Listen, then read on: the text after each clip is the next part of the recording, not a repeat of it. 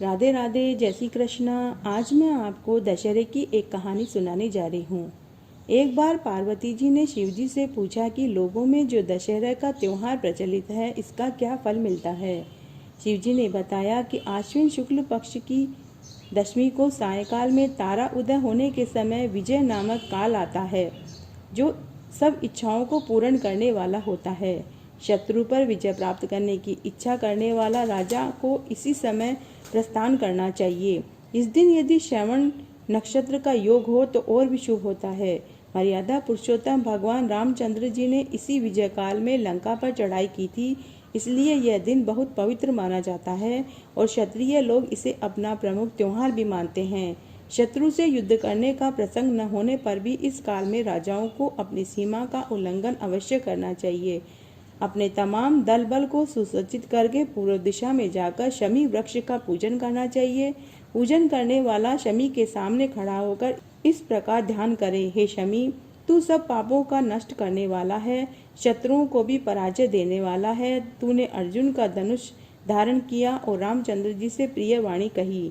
पार्वती जी बोली, शमी वृक्ष ने अर्जुन का धनुष कब और किस प्रकार धारण किया था तथा रामचंद्र जी से कब और कैसे प्रिय वाणी कही थी, वो भी मुझे बताइए। तब शिवजी ने उत्तर दिया, दुर्योधन ने पांडवों को जुए में हराकर इस शर्त पर वनवास दिया था कि वे 12 वर्ष तक प्रकट रूप में वन में जहाँ चाहे फिरे, किंतु 1 वर्ष बिल्कुल अज्ञातवास में रहे। यदि इस वर्ष में उन्हें कोई पहचान लेगा तो उन्हें फिर से 12 वर्ष और फिर से वनवास भोगना पड़ेगा। उस अज्ञातवास के समय अर्जुन अपना धनुष बाण एक शमी वृक्ष पर रखकर राजा विराट के यहाँ वृहन्नला के वेश में रहे। विराट के पुत्र कुमार ने गौओं की रक्षा के लिए अर्जुन को अपने साथ लिया। अर्जुन ने शमी के वृक्ष पर से अपने हथियार उठाकर शत्रुओं पर विजय प्राप्त कर ली। शमी वृक्ष ने अर्जुन के हथियारों की रक्षा की थी। विजयदशमी के दिन रामचंद्र जी ने लंका पर चढ़ाई करने के लिए प्रस्थान करने के समय शमी वृक्ष ने कहा था कि आपकी विजय होगी, इसलिए विजय काल में शमी वृक्ष की भी पूजा होती है।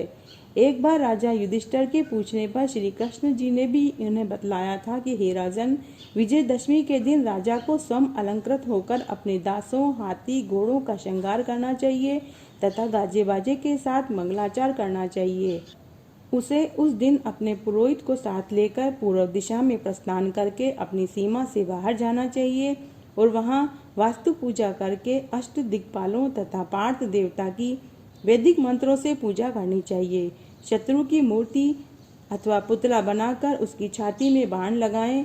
पुरोहित वेद मंत्रों का उच्चारण करे, ब्राह्मणों की पूजा करके हाथी, घोड़ा, अस्त्र शस्त्र का निरीक्षण करना चाहिए। यह सब क्रिया सीमांत में करकर अपने महल में लौट आना चाहिए। जो राजा इस विधि से पूजा करता है वह सदा अपने शत्रु पर विजय प्राप्त करता है।